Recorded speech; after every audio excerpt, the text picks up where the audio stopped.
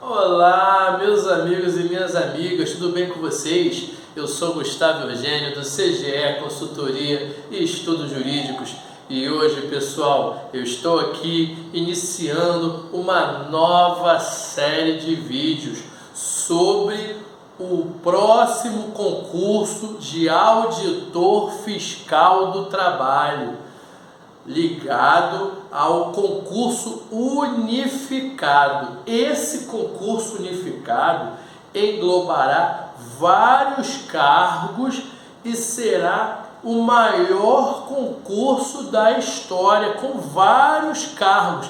E dentre esses cargos, um dos cargos mais relevantes do funcionalismo público, do serviço público. Eu estou falando de auditor fiscal do trabalho. Esse cargo, pessoal, esse concurso, primeiro que o preenchimento dessas vagas, vem de muito e muito tempo. Muita gente estava esperando esse concurso, porque ele é um dos cargos de melhor remuneração no serviço público. E eu vou conversar com vocês aqui voltado ao direito do trabalho. Mas antes de mais nada, pessoal, eu peço para que vocês acionem o sino de notificações. É isso mesmo, porque toda terça e toda quinta-feira tem conteúdo novo. Se você já está inscrito, você já sabe, você já é no nosso canal, já é na nossa comunidade e você já está tendo esse acesso ao conteúdo de direito do trabalho e processo do trabalho. Se você não se inscreveu, se inscreva. E se esse conteúdo já foi interessante para você, já fez sentido para você, se você gostou, dê um like nesse vídeo e compartilhem esse vídeo com outras pessoas que já estejam interessadas em fazer essa prova de auditor fiscal do trabalho, que será realizada lá no dia 5 de maio. Pois é, pessoal, foi como eu estou falando aqui para vocês. No dia 5 de maio terá esse mega concurso unificado e nós vamos conversar aqui sobre auditor fiscal do trabalho e ligado a direito do trabalho. Eu vou conversar com vocês, peguei parte aqui do edital, eu peguei o edital e eu vou estudar com vocês direito material do trabalho, porque é um dos assuntos que vai cair nessa prova. E nada melhor do que nós pegarmos o edital, pegarmos, por exemplo, a última prova que teve, foi lá em 2013, pessoal. Vou dar aquele apanhadão aqui. Por exemplo, pessoal, você sabe o que faz o auditor fiscal do trabalho, do Ministério do Trabalho e Emprego? Você precisa saber se você está fazendo concurso público para esse cargo. Você precisa saber quais são as funções, quais são essas atividades.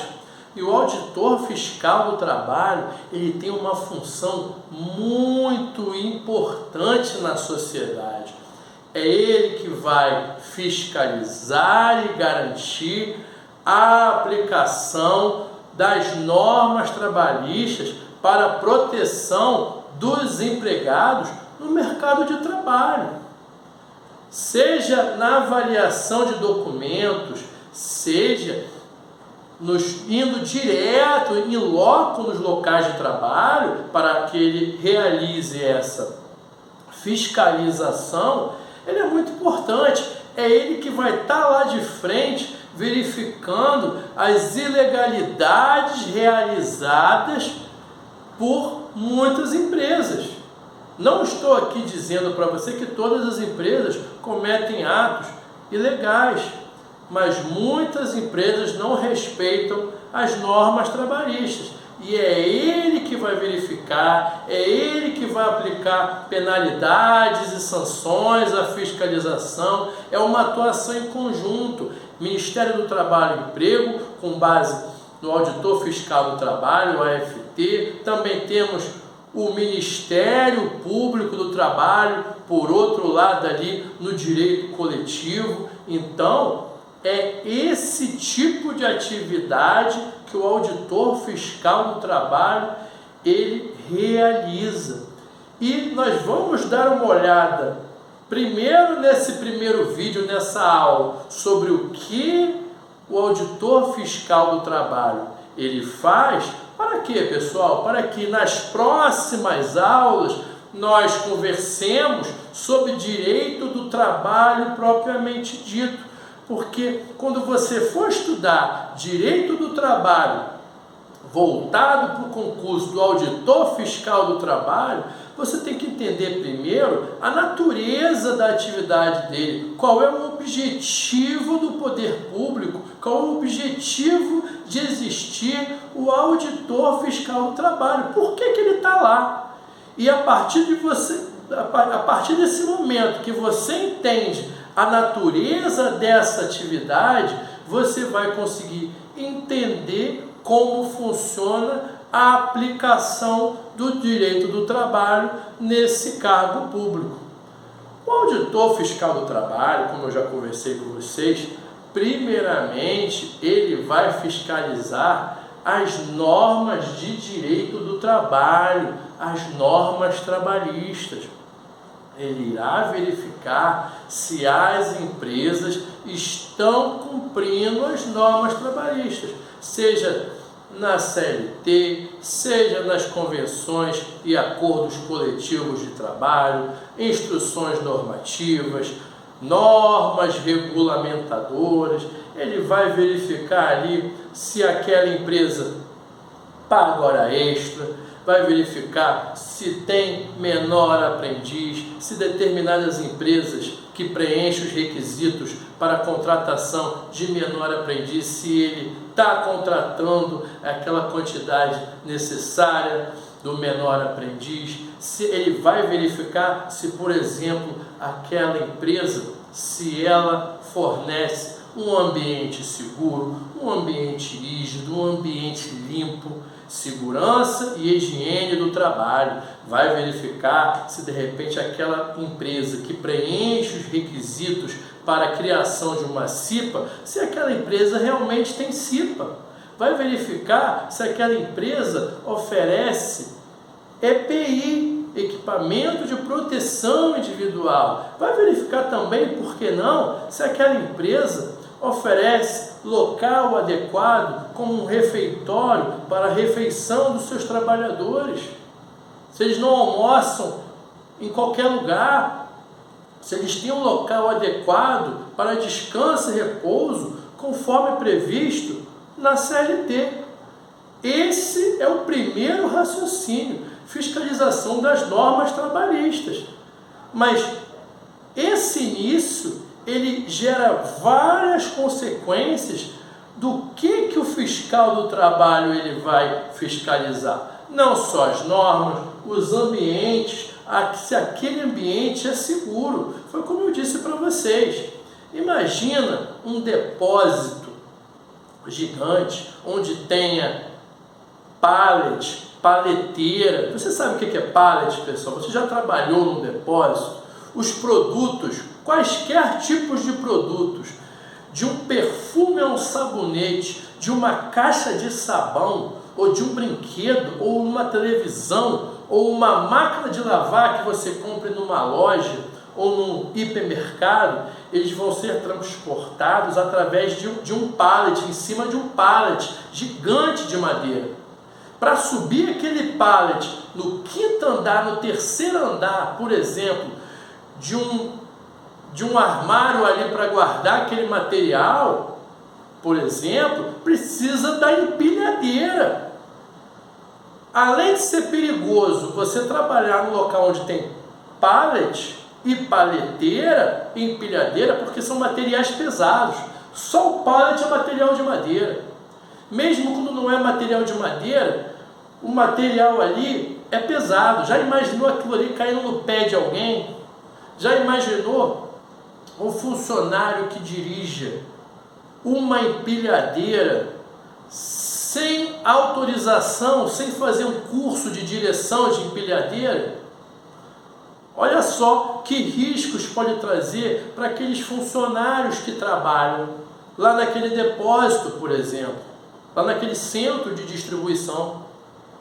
Então, o auditor fiscal do trabalho, dentre outras coisas, ele serve para isso.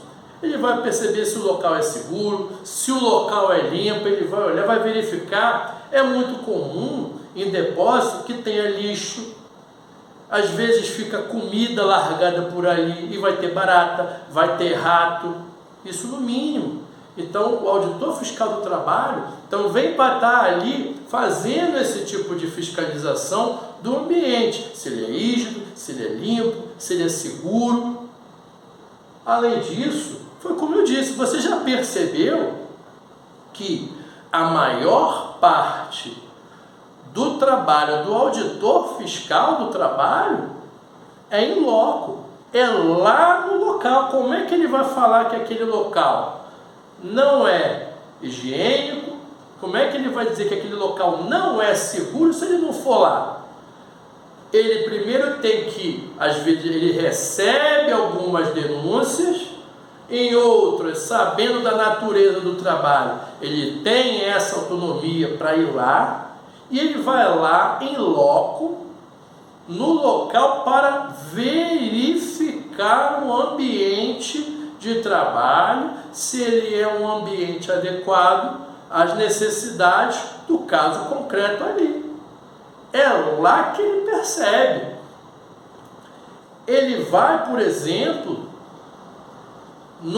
em alguma empresa, verificar se tem portador de deficiência. Você sabia que tem legislação falando sobre isso?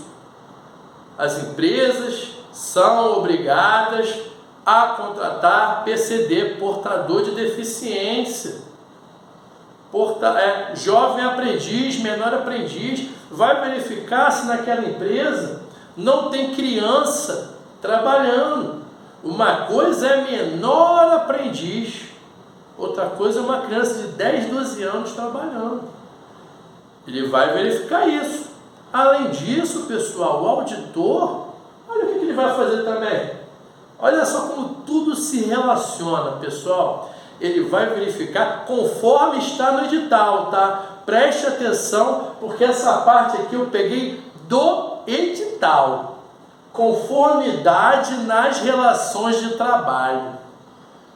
Para quem dá uma lida rápida, pode passar despercebido um detalhe que eu não vou deixar, você que está aqui comigo, não vai passar despercebido. Quando ele está falando em conformidade, lá no edital, ele está falando de compliance. Quem conhece o compliance sabe muito bem que a tradução do compliance é conformidade. Fique atento. Eu recentemente falei sobre compliance trabalhista. Na lei de licitações atual, ela fala em conformidade. Ela não usa o termo compliance. Mas a lei de licitações atual, ela fala, olha só, para a empresa, para o privado contratar com serviço público, ele deverá estar em conformidade, ele deverá ter um programa de conformidade, é assim que fala a lei. Você como privado, para contratar, participar de licitações, você deverá ter um programa de conformidade, traduzindo, programa de compliance. Então, quando o quando o examinador da banca colocou aqui conformidade, não pensa que isso é por acaso, não. Então não se surpreenda, até já digo, aproveite, não custa nada. Eu já fiz esse vídeo na aula passada. Assiste o vídeo de compliance para você entender como é. De repente ali você vai pegar o conceito do compliance seja o conceito geral do compliance ou compliance trabalhista, quem nos garante que na prova o examinador não vai colocar esse termo conformidade ou compliance? É bom você já ter uma noção. É provável que ele siga falando, sempre não sabemos se vai cair. Mas se cair, pode ser que ele use sempre o termo conformidade, programa de conformidade, código de ética e conduta, tudo ligado à conformidade e tudo ligado à compliance. E você que está fazendo concurso público, você sabe muito bem que você precisa saber os sinônimos, porque muitas vezes isso é super comum. Em prova de concurso, o examinador até ir nos termos mais difíceis para ver se você está sabendo. Porque já parou para pensar quantos candidatos estão nessa prova? Ele tem que ter uma forma de cortar esses candidatos. E às vezes é nesse detalhe que você se garante, eu estou aqui para te explicar e para te ajudar. Então ele está falando, ó, o auditor fiscal do trabalho também irá fiscalizar a conformidade nas relações de emprego, verificando se estão preenchidos ali os requisitos éticos, os requisitos legais da norma jurídica, porque o compliance, ele não se refere só a estar em conformidade com as normas trabalhistas. A empresa pode estar em conformidade com as normas trabalhistas, mas ser um local, por exemplo, onde ocorre a falta de ética profissional, a falta de ética no trato com os fornecedores, a falta de ética com os seus clientes, não está praticando nenhuma ilegalidade, mas em compensação não é ético. E é aí que o compliance entra. Quando nós falamos de jurídico, nós falamos de lei, e quase total e exclusivamente de lei. Agora, quando a gente fala de compliance, quando a gente fala de conformidade, vai muito além da lei, já vai também para a ética. É aí que está. Então fica atento. Se ele às vezes o examinador não fala de compliance, não fala de conformidade, e está falando de ética, de código de conduta. Pode falar que de repente a empresa de serviço público ou a administração direta ali, administração indireta ou direta, olha onde a gente está dando concurso público aqui, Ministério do Trabalho e Emprego. Ele pode falar que de repente tem um canal de ética, tem um código de ética, tem um canal de denúncias. Tudo isso é conformidade e tudo isso é compliance. Então você tem que entender todas essas expressões quando a gente conversa sobre programa de conformidade ou programa de compliance. Além disso, o auditor fiscal do trabalho, ele vai verificar, ele vai fiscalizar se aquele trabalho está ligado às condições análogas a escravo. Você deve ter ouvido em 2023, que também foi tema de alguns vídeos passados da nossa última campanha, que algumas empresas e vinícolas lá do sul do nosso país foi detectado pelo Ministério do Trabalho, ou melhor, pelo MPT, Ministério Público do Trabalho, que havia funcionários presos dentro das empresas em condições análogas à escravidão. Ano passado, notícia quente, empresas famosas, daquelas que você vai lá no supermercado e compra o seu suco, e compra o seu vinho, e compra o seu espumante, para não falar nenhum nome de empresa aqui, empresas famosas que obrigavam os funcionários a ficar dentro das dependências da empresa, eles não eram permitidos sair, eles só tinham que comprar comida fornecida por eles condições análogas à escravidão. Então, o auditor fiscal do trabalho também tem essa função de fiscalizar isso. Além disso, pessoal, o auditor ele também vai fiscalizar o trabalho infantil. Foi como eu disse para vocês.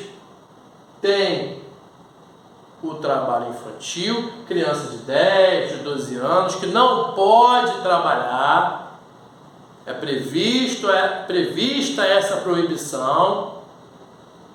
E posso estar exagerando, mas não me surpreenderia se ele colocasse um ECA ali, mas talvez ele não vá tão longe.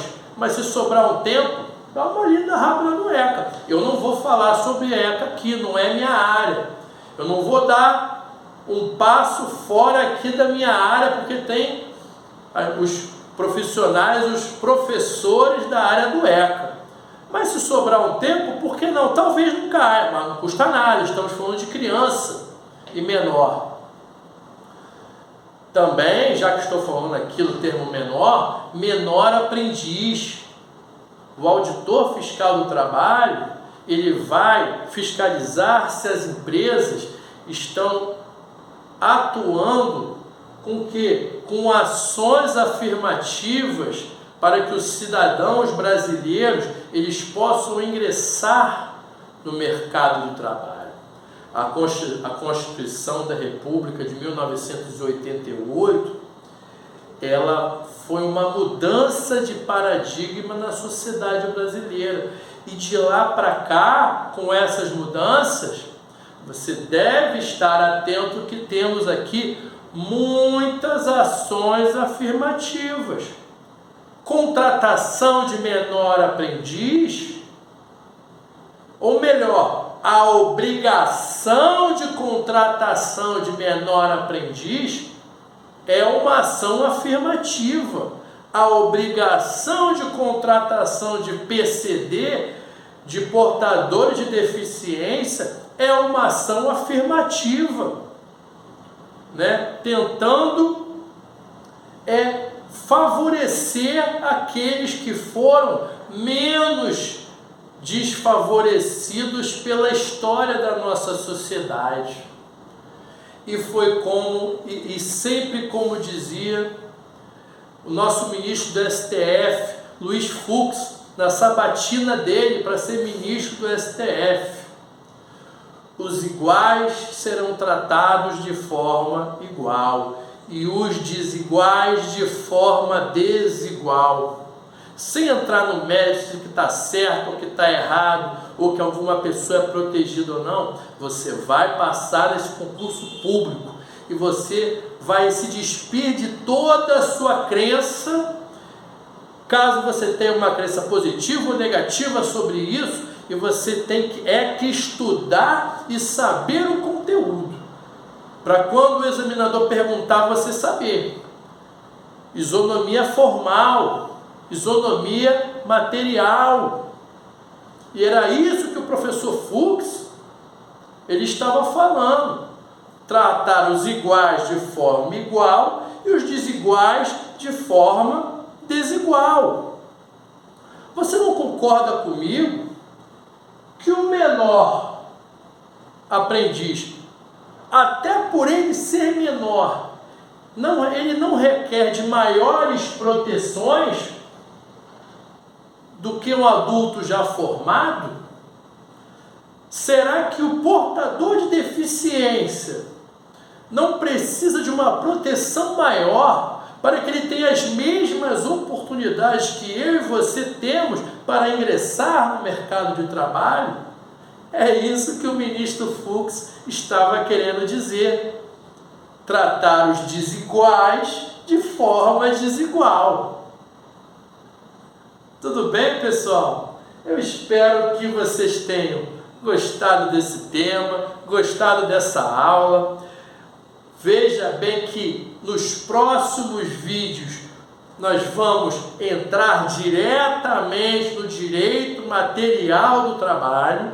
mas eu precisava que você entendesse e conhecesse a atuação do auditor fiscal do trabalho, para a partir daí você entender o porquê dele usar o direito do trabalho. E a partir da próxima aula nós vamos conversar realmente sobre a nossa gostosa matéria de direito do trabalho. Espero que vocês tenham gostado dessa aula, gostado desse vídeo. Peço que vocês deem um like, compartilhem esse vídeo e eu desejo a vocês um grande abraço e até a próxima.